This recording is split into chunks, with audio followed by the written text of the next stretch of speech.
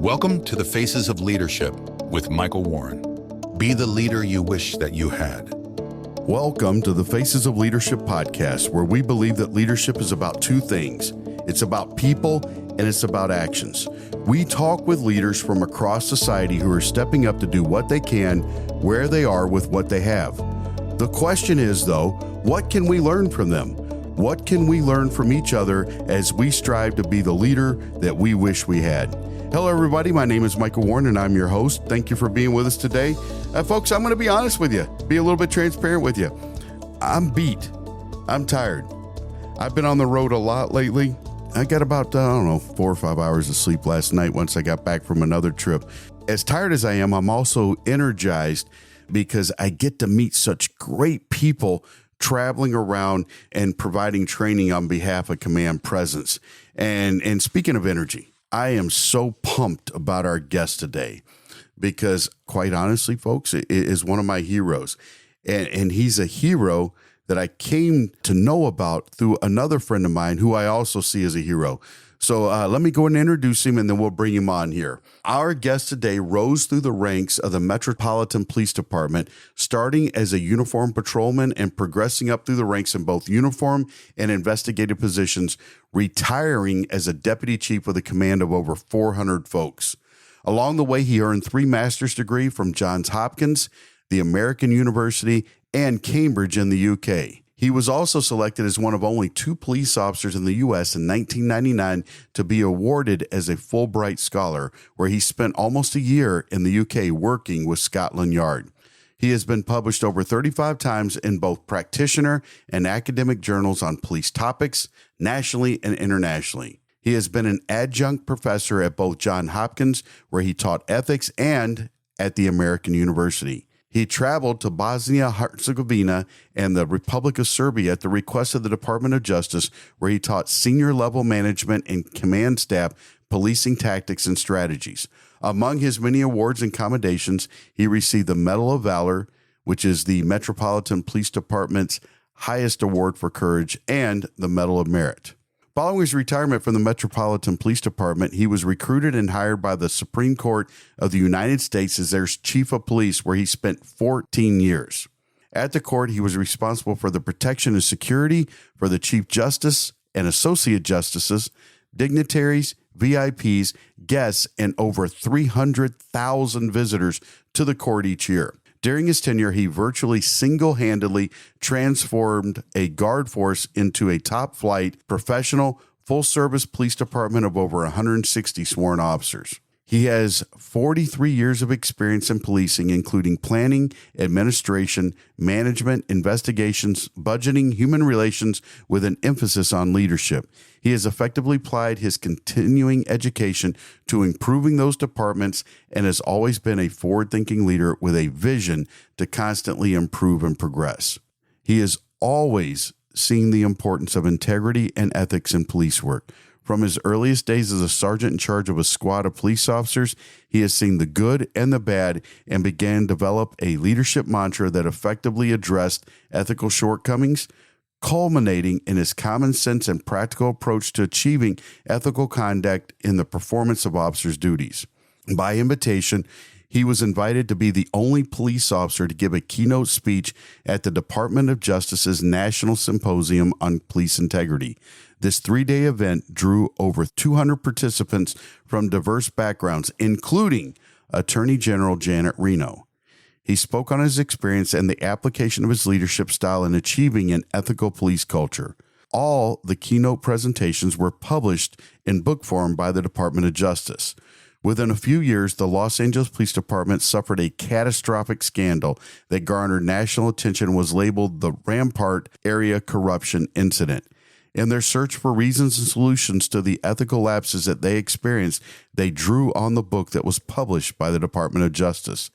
In their review of this book, they singled out our guest as the sole individual that identified the problems and had solutions to them that they adopted.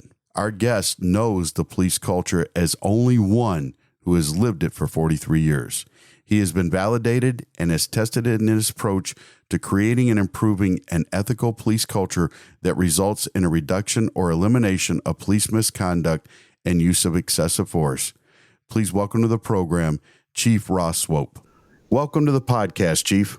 Well, thank you, Mike. I'm very pleased to be here with you today.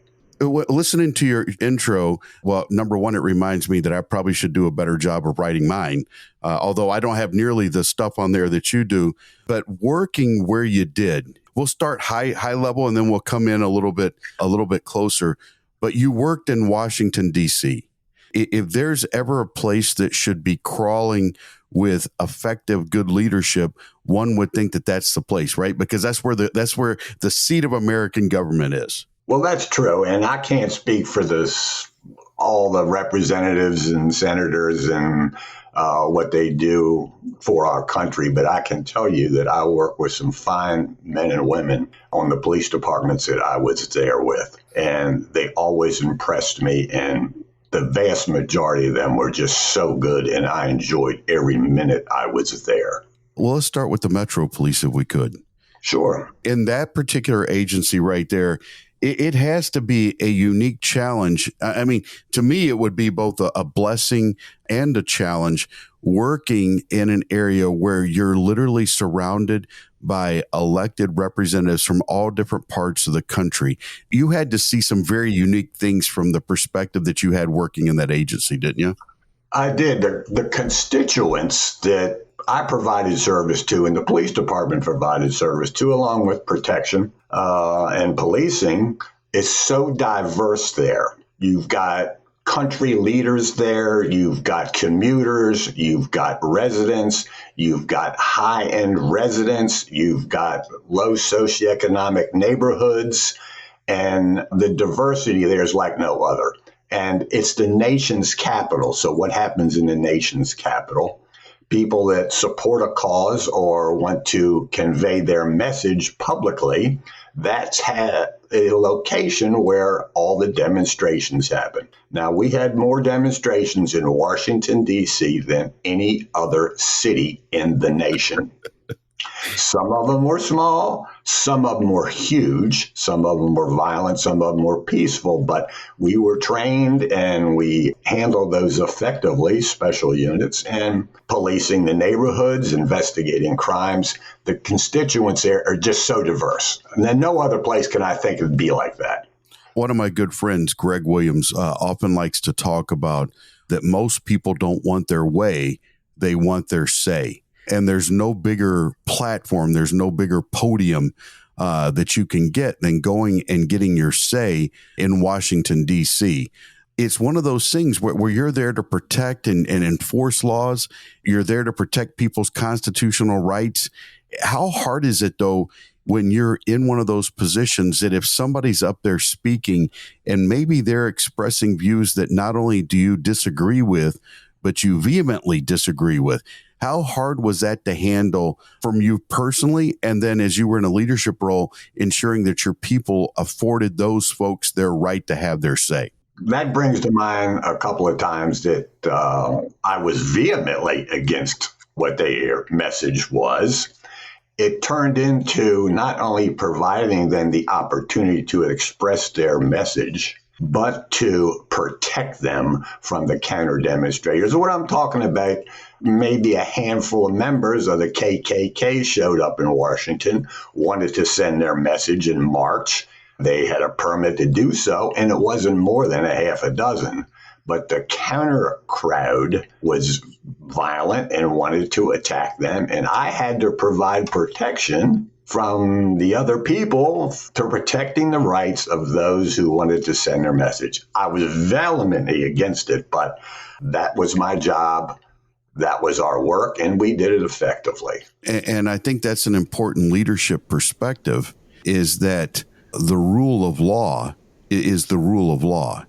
How people exercise it, you and I may not agree with, but if we don't provide equal protection under that law, then it's not just the message that we disagree with that's negatively impacted. It's also all the other messages that could be impacted by that. Yeah, that was the purpose. It's the nation's capital. Everybody has that right.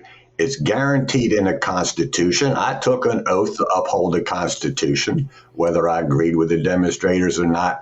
My job, my service was to protect and allow people to express themselves legally. Again, going back to your bio, the time that you spent there, man, that wasn't enough for you. But because you took another bite of the apple and you ended up over at the Supreme Court with their police department. When I think of Supreme Court, it's almost like I hold those folks in the same area that I hold my musical heroes. You know, they're almost larger than life. How was it to work in an environment, especially as a chief, working in an environment like that where these are the people that are the ultimate arbitrators of what police officers from across America, what they're doing on a day-to-day basis? Well, I mean, I knew all the justices. They knew me, and I was there to protect them, protect the building, protect the visitors, provide security for the place, and handle policing at the Supreme Court. Policing means Supreme Court was a prime demonstration for many demonstrations also. And I handled it well. My folks handled it well. I taught them things, and everything was good there. It was good. They were protected, safe, and there wasn't an incident there where, well, there's arrest, but there wasn't any major injuries during any conflicts or policing enforcement that we had to do. Which is ideally the way that police officers want it to happen. We want these things to happen. Even in an arrest situation, there isn't the need to use force, and there certainly isn't injuries.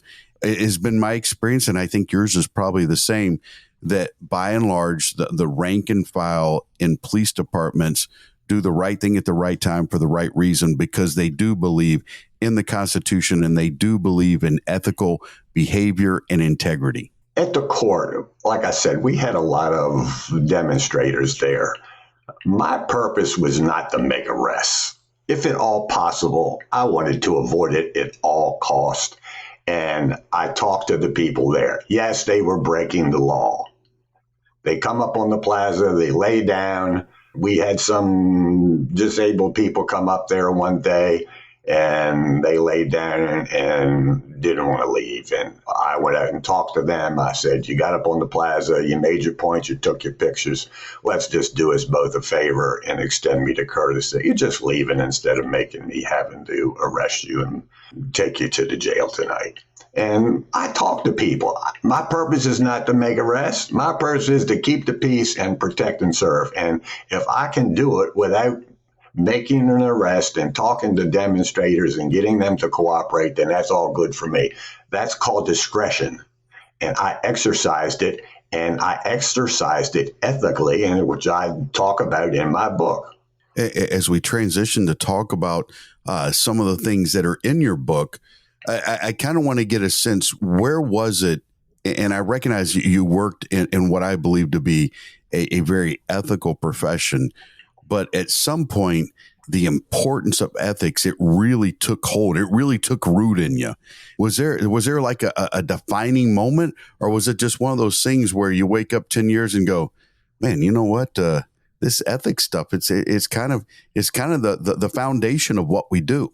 It is the foundation, and there was a defining moment that really put me over the top. So I was a newly promoted lieutenant, went out to another district, and I had a history of, working drug enforcement, specifically heroin. And the district commander said, hey, Ross, could you go up to Edgewood and deal with that open air drug market a little bit? And I said, sure, I'll go up there. So I was a new lieutenant, took a couple of sergeants, probably 10 officers, and we started to do buy busts up there. And of course, buy a bus, you always got somebody that wants to run. So they chased him down, brought him back in handcuffs. And I'm there, and a sergeant goes up and punches him in the mouth, handcuffed. That's not going to work for me. You don't do that. That's not right. That's not going to work. So I closed the operation down. Now, keep in mind, this is 1982 or 83. So we got back to the station. I started taking statements, went to the defendant who was punched in the mouth. I said, "I want you to tell me what happened. I'm not making any complaint. I don't have any issue. So I don't have a complainant. I'm the witness, and so are all those other people." I was rolling the dice now because I knew this sergeant had friends in high places. So it was risky business for me, but I'm sending a message to everybody that was with me and how I define myself, and that is, you don't do unethical behavior. You don't do it specifically in front of me, but don't do it at all. So I started an investigation. I got statements and set it downtown. I don't know where it was going to go or what was going to happen to me. I could have been transferred. I could put on permanent midnights with Tuesdays, Wednesdays off or something. That would have been joy, but I wasn't going to stand for it, and I wasn't going to have any of it. So it went downtown, and lo and behold, it came back, and he got 30 walk days behind that, which was unheard of back in 82 and 83 when you don't have a complainant except me. And so that's started it. And my reputation just grew from there. And I had effective leadership with ethics, and everybody understood me. I set my expectations and they were followed, and it was successful. Well, Chief, let me ask you this, because this isn't restricted to police work. Oftentimes, I would make an arrest, for example, for shoplifting or some type of crime like that. And the victim wasn't an individual. It was a large corporation. I can't tell you the number of times that people would say, well, listen, it doesn't make a big difference. You know, Walmart, they can afford this. They're not even going to miss this stuff right here. And people try to justify unethical behavior. And granted, it's illegal, but even if it wasn't illegal, it's still unethical. And I think that there are times where people look at things and they say, well, because of who the victim was, then it's okay to undertake unethical behavior. Did you find that as well? Oh, yeah. I mean, don't get me wrong. There's plenty of bad actors in D.C., real bad actors. And because they're real bad actors, some police, a very few, think that they may not get the justice they deserve, so I'm going to exercise some justice on them. We used to call that street justice. I never put up with it. That's not our job to administer justice. That's the court's job. Don't do it. Just don't do it. All right. What has been your experience?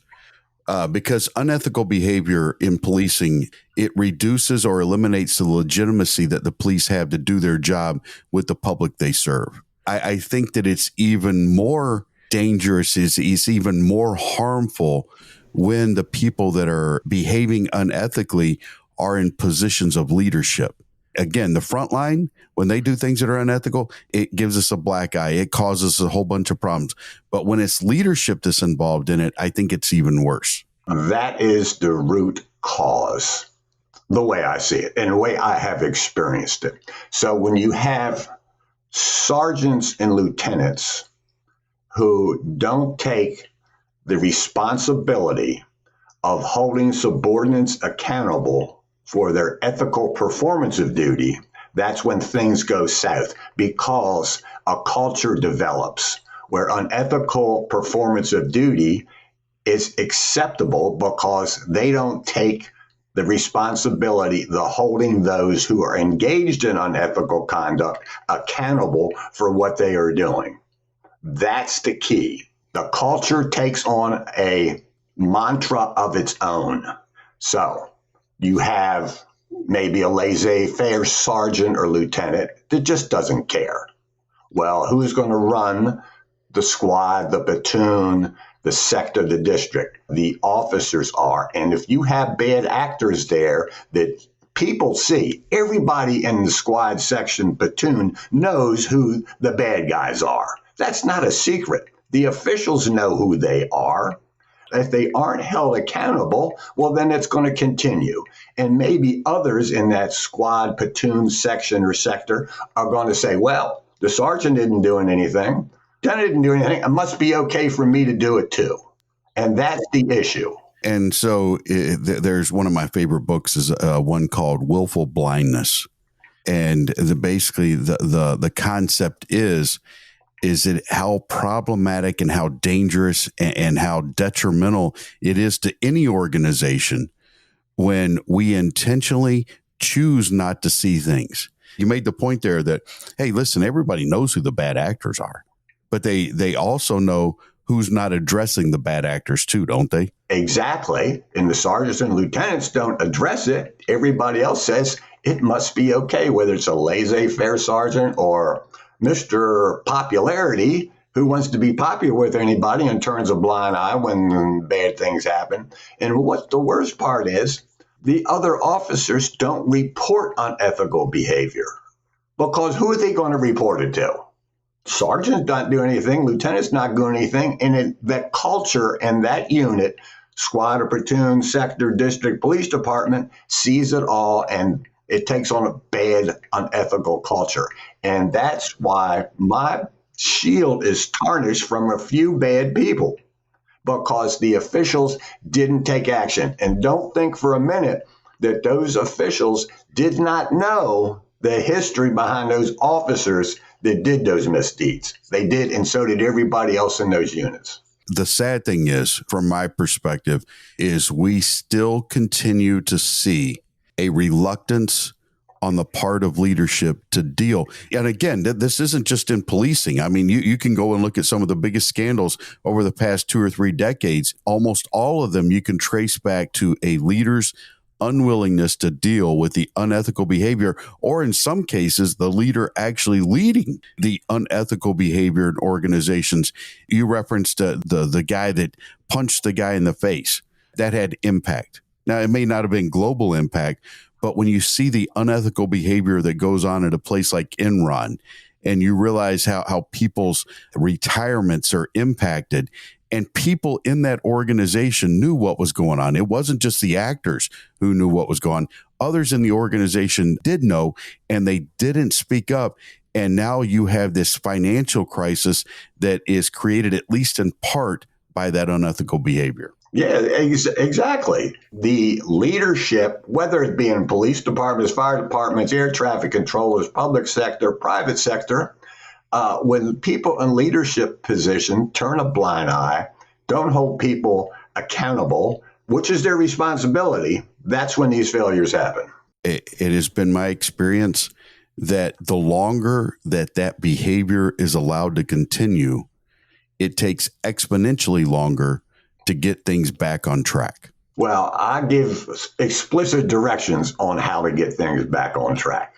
In my book, I talk about the police core virtues and how this can be done and how it should be done and what the results are. So I've been validated by other police departments. Just recently on one of my posts, I read the report of the mass shooting up in Canada in 2021. Mm-hmm. And it was a long finding. But one of the interesting things was, in that report, they found part of the breakdown was because the supervisors and mid-level managers failed to hold the MPs accountable for the performance of their duties, which is what I had been saying, which is what is in my book, and what LAPD found out from some of my writings, and what other departments where I've taught this have found out. It's not hard. It just takes the leaders to take the responsibility. I think that, because you mentioned the word culture just a little bit ago, I think one of the most powerful tools that actually can be employed to fight unethical behavior is a culture of accountability. And I think a lot of people are kind of wary of that because they're worried that it's going to be a gotcha kind of thing.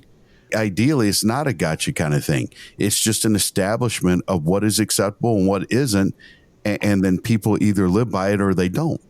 I don't want to oversimplify things. Would you agree that when people start talking about gray areas, we're starting to get towards the slippery edge of that slope there?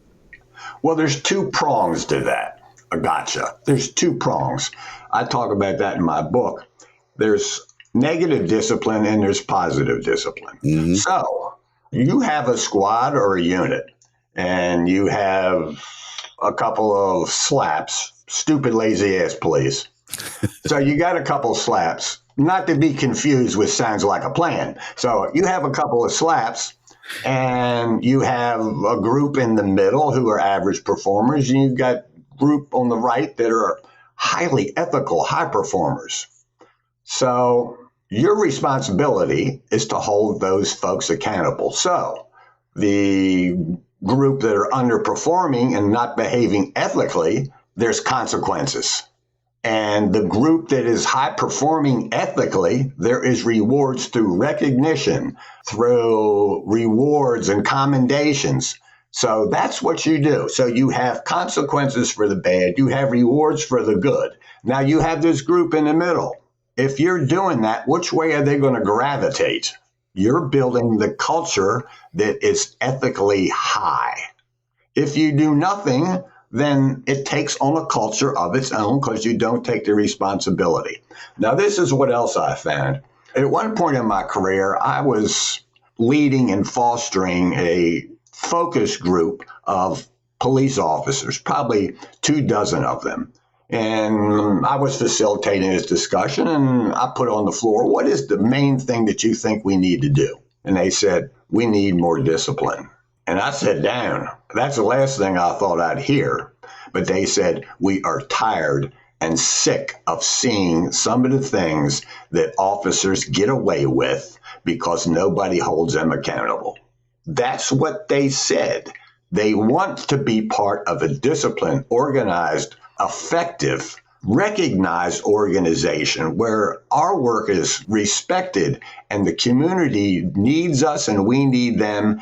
That's what they want to be part of. But some people don't see it that way, behave and perform duty unethically. It affects everybody because they set the culture and not the good cops. Last year, you wrote an article on LinkedIn, and I believe the title of it was Bad Apple or Bad Barrel. Yes. Chief, I got to tell you, buddy, I do a lot of teaching. I'm on the road a lot. Just about every class, I bring that up, especially all the leadership classes, because I think too often leaders, we default to that if somebody comes in and they behave unethically, that we point the finger at the individual. But I love the idea of at some point we have to say, hey, listen, are we bringing in a bunch of bad apples, or is perhaps the barrel, the organization is actually the problem? This is my take on it, and I've studied this a lot. I've seen throughout the ages, the cops, the cities, what's happened. And my take is police do not join a police department to be bad. They're all screened. They go through immense background checks, psychological, physical, testing, everything they go through. Their goal is not to go on the department and be a bully and engage in unethical behavior or engage in excessive force. They don't join a department to do that. That behavior, that culture that they enter into dictates how they're going to do it. And the code of silence, the excessive force, and the corruption in some agencies throughout history has been there. It's the culture that is set by the people in there, not by the new officers going in. They learn that. They assimilate. Exactly. All right. So, Chief, one of the things that has changed, at least in my experience, since you and I were doing this job, is that back in the day, there certainly was more incidents of excessive force. And over the past, I don't know, probably 10 years, 15 years, maybe, it's been my experience that we have actually had less excessive force, but that doesn't mean that the unethical behavior has necessarily been reduced, because I think it's just as unethical to avoid doing your job, period, in the profession. The in vogue terminology is the quiet quitting.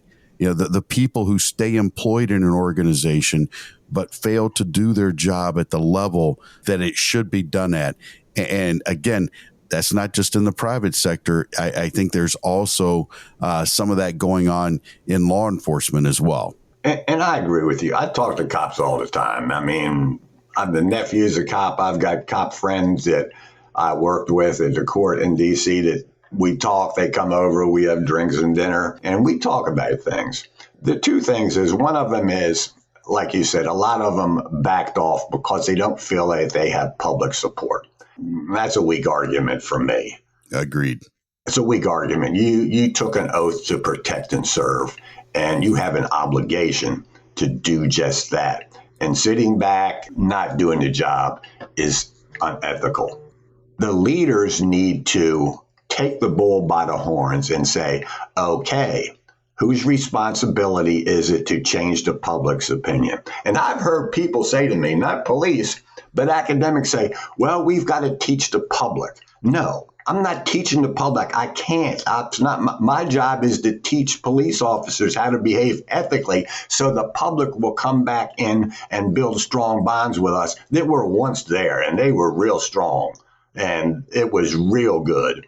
But when cops back off doing their duty, crime goes up, as it has been, and the public is dissatisfied and they're not getting the service. So it's our responsibility to change the public. And we can do that if officers perform ethically. Chief, it's my opinion, based upon my observations, that the most valuable thing that the law enforcement profession has lost over the past 10 or 15 years is the benefit of the doubt.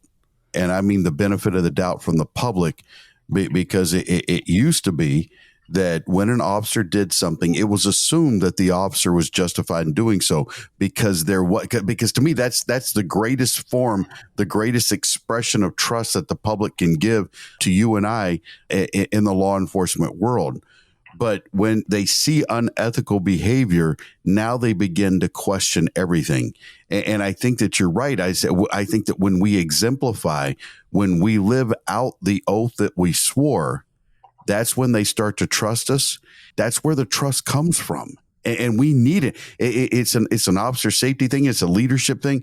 It impacts every single aspect of policing in America, the trust or lack thereof. It's officers that make the public's opinion. So if an officer is high performance, performs his duty ethically, follows my core virtues, self-effacement and interest, responsibility, courage, public trust, intellectual honesty, justice, and prudence, if he follows those core virtues, the public are going to see it. An incident happens, an officer goes, he does the right thing to one person. Well, that one person remembers that. And that's not just one person, because that one person is going to tell 10 others. So it's exponentially more powerful than your interaction with one person. You have 4,000 officers like we had in D.C., and they have 5 interactions a day that are good. That's magnified exponentially, and the word gets around, and people see it. Yes, it only takes one bad actor to ruin a lot of things, but each officer can change things if they want to, if they're guided with expectations and rewarded with recognition. So I want to expand on that just a little bit because you somehow became involved in the reporting, the after action review, if you will, of the scandal that took place at the Los Angeles Police Department. How did you come to be involved in that? Oh, geez. So I guess I was at Johns Hopkins. I was getting my second master's degree there. And, I'm the old man. I'm probably 40 something and 50. And one of the professors come up to me and said, did you hear about Janet Reno's symposium on police integrity down at L'Enfant Plaza, which was in D.C., happening this weekend? And I said, no, I would like to go. He says, well, I'll have the organizer call you. He calls me up and says, you want to come down? And I said, yes. It's Sunday, Monday, and Tuesday. I said, yeah, I'd love to come. So I got down there Sunday morning and I get the program and I'm looking at it and it said Monday, 2 p.m., Ross Swope, keynote speaker. I said, oh. So I go to the organizer. I said, what's this? He's different than what you were expecting, huh? Yeah. So I go to organize. I said, what's this? He said, well, you asked me if there was any cops on these panels. And I said, no. And you asked me, well, how can you have a symposium on police integrity with no cops speaking? Here you are.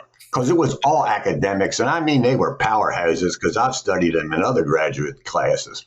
So I take off the station, take out of there on Sunday morning like a scalded dog and run up to the station where there was a computer. And I started thinking, what have I been doing for the past 10 years? I was a captain at the time. I said, I've been conveying expectations by holding underperforming ethically officers accountable to consequences, rewarding the good ones with recognition and write-ups all I could, calling them out in public, good job. I've got a whole list of how you do that in my book called The Continuum.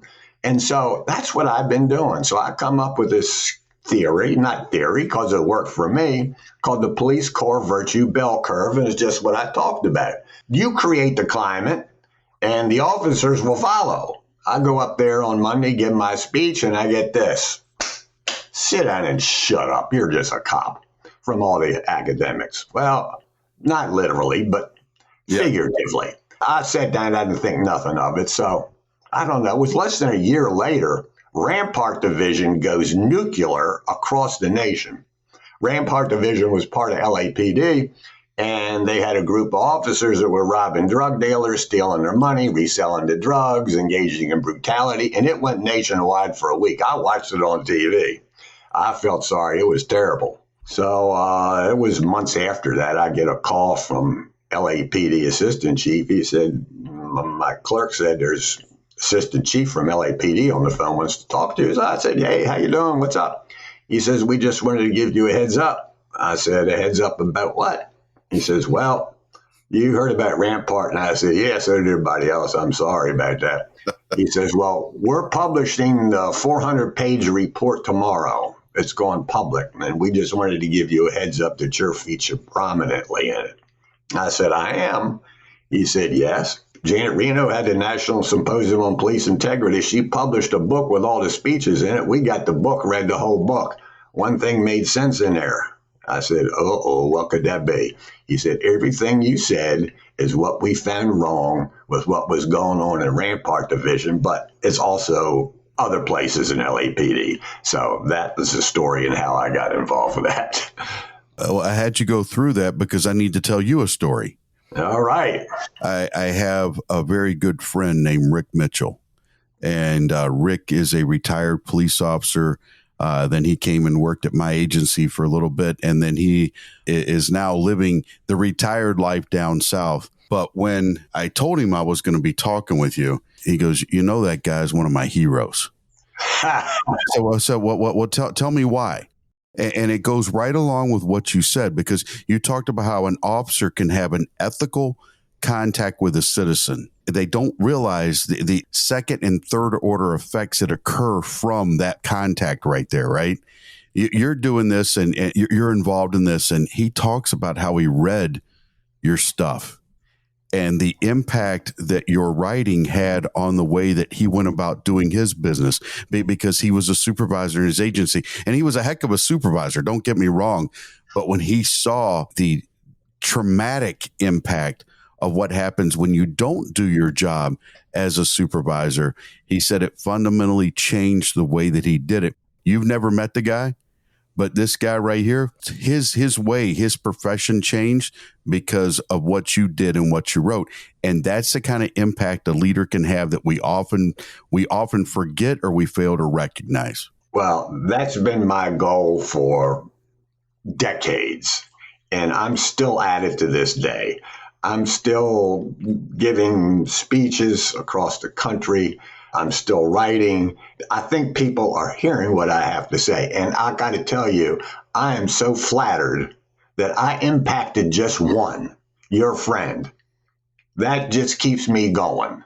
Well, it wasn't just him, buddy, because it's me as well, because I speak so often about that article. And it wasn't a long thing. It wasn't like your book, you know what I mean? It's an article, but I think it's so incredibly relevant to what's going on.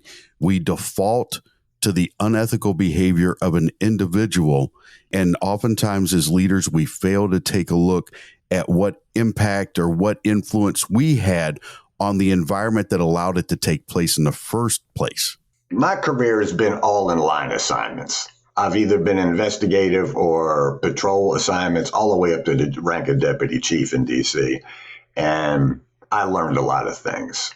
One of the things I did that was important to me was get to know the people I was to protect and serve. So I served mostly in low socioeconomic neighborhoods. And when I finished my papers, I'd go out and ride around. And I'd meet people. I'd see old people, single mothers, people sitting on their porches as I drove through neighborhoods. I'd get a car and go up and say, hey, how you doing? So I served and I knew them and they trusted me and I built a relationship and all my officers saw me doing this and they did it the same thing. So it's important to build those bonds because, like you said, one person tells another person, so another person tells another person. The good is contagious. The good is contagious. The good is contagious both internally to an organization and externally to whatever, to use your word, whatever constituents they serve. And that doesn't matter the industry. People pick up on when people aren't authentic, and trying to fake ethical behavior is often very easy to spot. Oh, it is. And, the public recognizes it. They can tell when they're being patronized or not being treated and served as they should be. And brother, I preach this. It's not enough to be familiar. We have to get to know. And it's almost impossible for us to get to know the people that we serve if we don't see them as people. The Arbinger Institute has the book, The Outward Mindset, and it's about seeing people as people, not as objects. And our job is infinitely easier.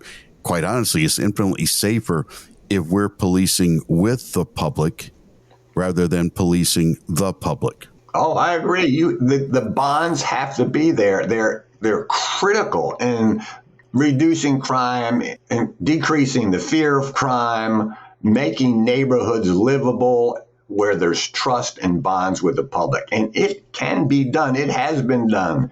Just because it's a poor neighborhood doesn't mean you don't have support and you don't have a responsibility to those folks. And I took that to the max.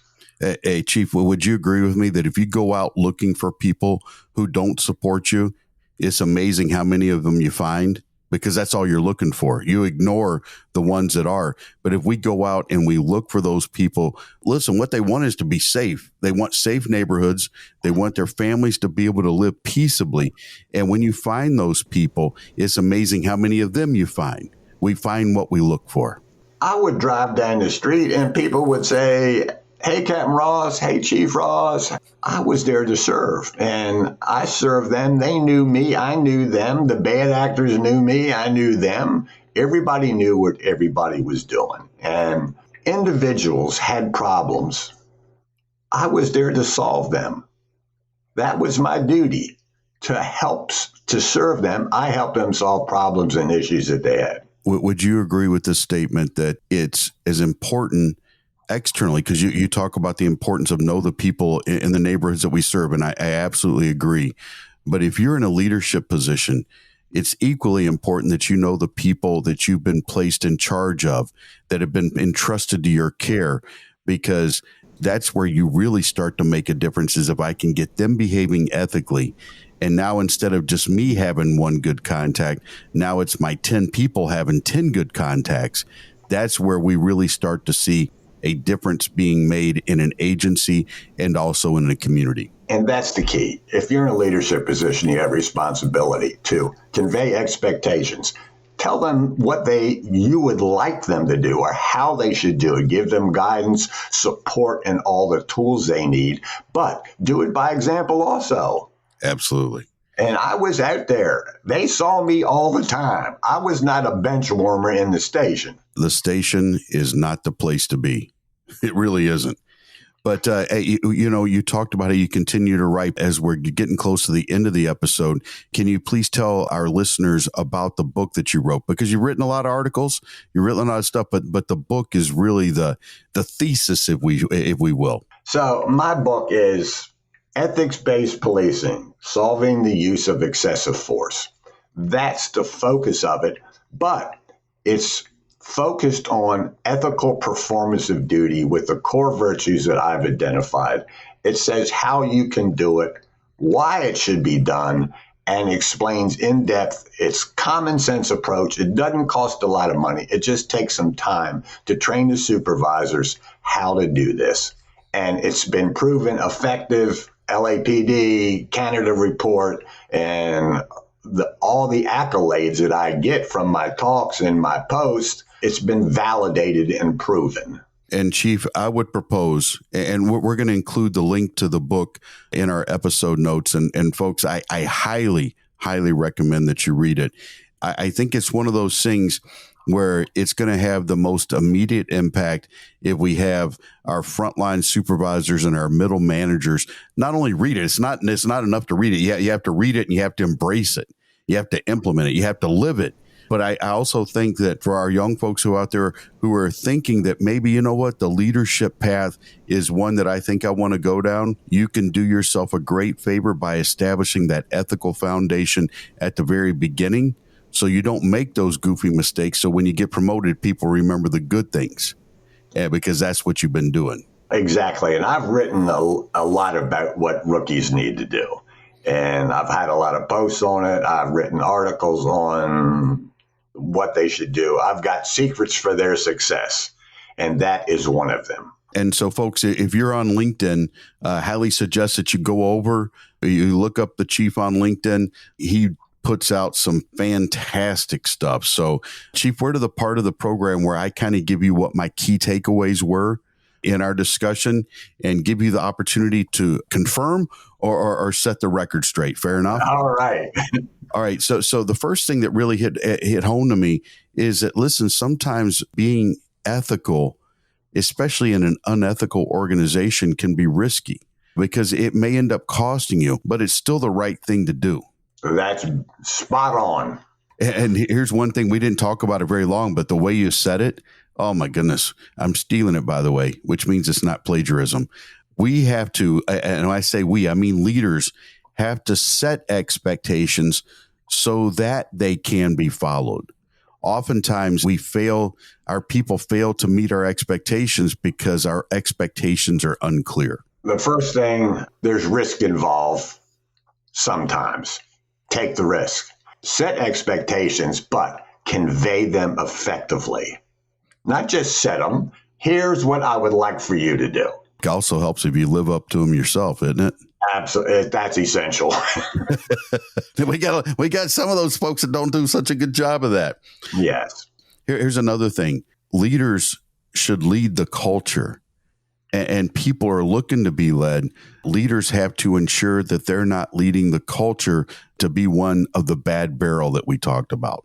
Yes. Leaders have the responsibility of setting the ethical culture. It is they, first line supervisors, mid-level managers. They're the last hands to touch the mail. You can have all the policies and procedures you want at the top, but if they're not enforced and carried out at the sergeants and lieutenants level, they don't mean anything. They're the last folks to touch the mail. It's their responsibility. I love that. People in the organization know who the bad actors are.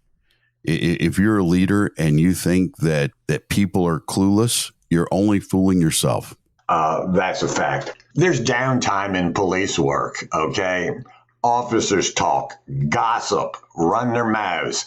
Everyone knows who's doing good, who's doing bad, and what the consequences are of doing good and doing bad. And that leads right into the next thing. Hey, Chief, I think this may have been the smartest thing that you said all day today. And I think it's one of the things that's lacking in every single industry in society. It's not enough to punish unethical behavior. You also have to reward ethical behavior.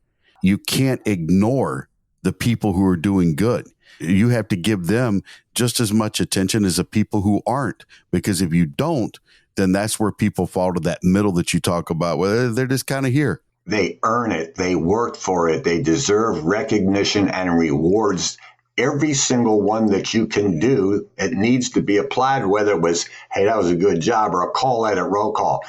Oh, I wanted to tell the rest of y'all what happened last night. This officer did great work. You write him up for a commendation. It's a two-pronged thing. You have to reward and recognize. And this whole theory is not just in police work. It extends to all public and private service sectors in the United States. And I know for a fact there's talking heads, I've seen them on YouTube using this and attributing it to me because they're teaching it to fire departments and air traffic controllers. That's the beautiful thing, is that leadership principles and ethical principles, they cross jurisdictional boundaries, to use our vernacular from our profession. Exactly. All profession, private and public. Earlier this year, Chief, I delivered an opening speech for NAFTO, the National Association of Field Training Officers. And the name of my presentation was the FTO as the guardian of the culture. Quite honestly, the people on the recruiting side of things, the hiring teams, they should be doing a better job of ensuring that there's a good cultural fit, but there's a pressure for numbers. The FTO is the first line of defense when it comes to an agency's culture and law enforcement. On the flip side of that, though, it's the leader's responsibility to ensure that the culture is good. It doesn't do any good to guard something that's rotten to begin with. No, you have to set the culture. I call the sergeants and lieutenants the ethical gatekeepers. I love that. They set the culture. They set the tone. It's their responsibility. And then here's my last one. And this one kind of was a gut punch. Those in the public safety sector swore an oath, and the oath should matter. And because of that, ethical behavior isn't the absence of excessive force. You have to live up to the oath, or that itself is unethical behavior. If you're not performing at a high level, you're not performing ethically. If we're honest with each other, folks, providing the highest quality service, no matter what sector you're in, should be the expected behavior. It shouldn't be just expected on the part of the people that you serve, but it should be an organizational expectation, because that is what ethics is all about. That's exactly right. Well, Chief, I can't thank you enough for coming on here. So I need to give you a couple things. Number one, thank you for coming and talking with us. You are a gentleman that is rich in experience, and your reputation is impeccable. So I appreciate you spending time with us today. I appreciate the investment that you made vicariously in my buddy Rick, because the thing is, Rick also made an investment in me. So now you've got this little kind of weird family tree going on, you to Rick to me. I think it just shows, Chief, how powerful, effective leadership can be if somebody is intentional about doing it. I couldn't agree with you more, Mike. And I got to tell you, this has been so much fun. Interesting conversation in the extreme to me. You've been around the block. You've been in the arena. We can talk. And we did. And folks, as we wrap things up here, I want to thank you for joining us today, to our listeners. And please go to the episode notes, hit the link to go over and check out the book. The Chief said it's not a lot of money, and it's not a lot of money. But even if it was, the investment in yourself so that you can invest properly in others is one of those things that you will not regret.